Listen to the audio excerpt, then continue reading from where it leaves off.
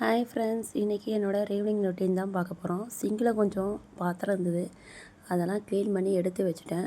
அதுக்கப்புறம் சரி குழந்தைங்களுக்கு பால் ஆற்றி கொடுக்கலாங்கோசம் பால் ஒரு பக்கம் ஊற்றி அதையும் காய்ச்சி எடுத்து வச்சுக்கிட்டேன். நைட்டு டிஃபனுக்கு தேங்காய் சட்னியும் பன்னீர் கிரேவி தான் பண்ண போகிறேன். சரி, அதுவும் நெக்ஸ்ட்டு ரெடி பண்ண போகிறேன். தேங்காய் சட்னி எப்பயும் போல் தேங்காய், பொட்டுக்கடலை, ஒரு பல் பூண்டு, பச்சை மிளகாய் எல்லாத்தையும் ஒரு மிக்ஸி ஜாரில் போட்டு அரைச்சி அது வேறு ஒரு பவுலுக்கு ட்ரான்ஸ்ஃபர் பண்ணி தனியாக எடுத்து வச்சுக்கிட்டேன். அடுத்து நம்ம பன்னீர் கிரேவி செய்ய போகிறோம் இல்லையா, அந்த பன்னீர் கிரேவிக்கு தேவையான பொருள் என்னென்னா வெங்காயம், இஞ்சி, பூண்டு, பச்சை மிளகாய், தக்காளி இதெல்லாம் மிக்ஸி ஜாரில் போட்டு நல்லா அரைச்சி எடுத்துக்கலாம்.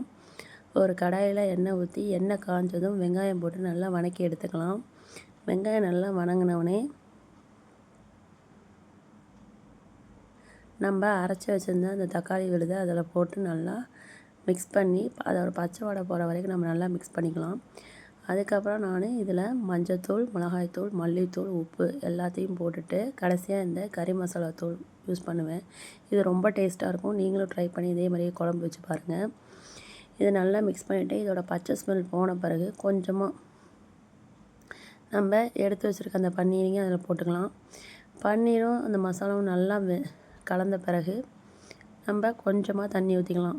கொஞ்சமாக தண்ணி ஊற்றிட்டு இது நல்லா சுண்டுற அளவுக்கு நம்ம இதை வச்சுட்டு ஃபைனலாக கருவேப்பிலை, கொத்தமல்லி போட்டு இதை இறக்கிடலாம். இது ரொம்ப சூப்பராக இருக்கும். இட்லி, தோசை, சப்பாத்தி எதுக்கு வேணாலும் இது சைட் டிஷ்ஷாக வச்சு சாப்பிட்லாம்.